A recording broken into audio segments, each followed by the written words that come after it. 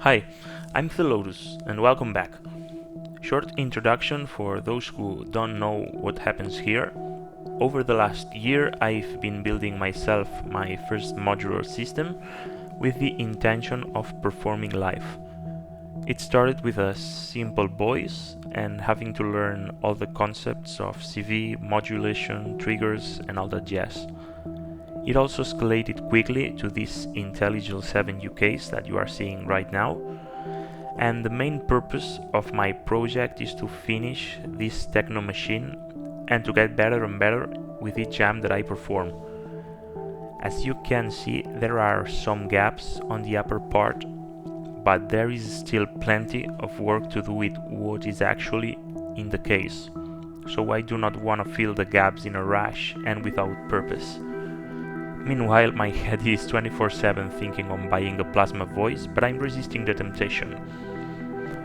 I have some battles to fight, and opening another front would not be beneficial for the case. As I said, I'm no expert, and you can see that my first jams were very messy and sounded terrible, but it's also good to be able to see the progress that I've made over the last months. Without going any further, I just dropped an EP called FLUX, which you can find in this channel or in Bandcamp. It's just a collection of 4 jams that I made with this case and mixed together. If you are curious on the sounds that this case can spit, I strongly encourage you to have a listen and let me know your impression. That would be much appreciated.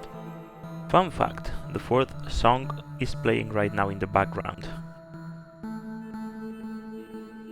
If building my first modular from scratch was not challenging enough, I also decided to add Droid on it. Droid is a programmable ecosystem that can fulfill a very wide range of CV and modulation tasks. For example, I am using it as a master clock to sequence my 909 Hz, 2 channels of my sample drum, the main kick, my main voice as an LFO, and also as modulation source for each of these sequencers. You would think, wow, why not to have Droid on your modular? Well, for this. If you don't program it, it doesn't do anything. You have to learn it. I had to learn how to program my Droid patch to fulfill all the needs on this case, and still it's a work in progress. Droid has given me both frustration and satisfaction during all the time I have been using it, but I'm glad I have it on my system.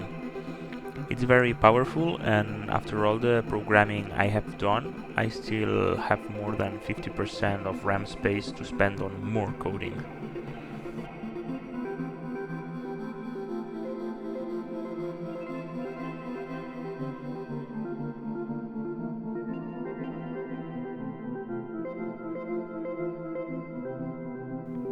If you are interested in my Droid patch, I could gladly make a video talking about it.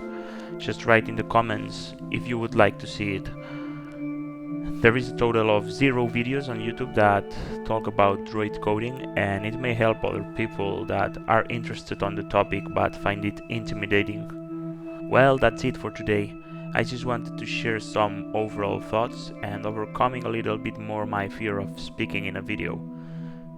See you on the next jams.